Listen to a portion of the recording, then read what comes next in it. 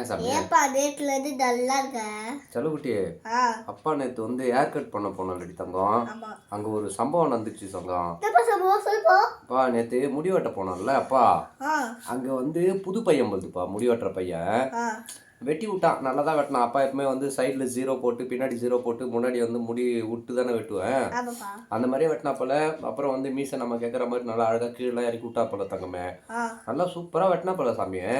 சந்தோஷமா வந்து பார்க்கறதுக்கு. திடீர்னு பண்ணாம போறது தங்கம் அந்த பையன். அவன் பண்ண வேலையை பார்த்த உடனே அப்படியே மனசுலாம் சுக்குநூறா வந்துச்சு தங்கம்.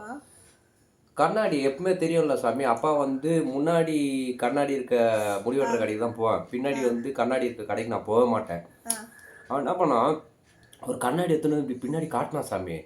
காட்டிட்டு நல்லா இருக்குதா பாருண்ணா அப்படின்னு சொன்னான் சாமி. அதை பார்த்த உடனே அப்பாவுக்கு அப்படியே வந்து மனசுலாம் ஒரு மாதிரி ஆயிடுச்சு தங்கம். அப்படியே கண்ணிலலாம் தண்ணியே வந்துச்சு சாமி. என்னன்னு பார்த்தா பின்னாடி அப்பாவுக்கு முடியெல்லாம் கொட்டுக்குது தங்கம். அதை பார்த்த உடனே அப்படியே ஒரு மாதிரி ஆயிடுச்சு தங்கம். அதனால தான் அப்பா டல்லாக ரெண்டி தங்கமே. இதுக்கெல்லாம் பயப்பில்லாமா?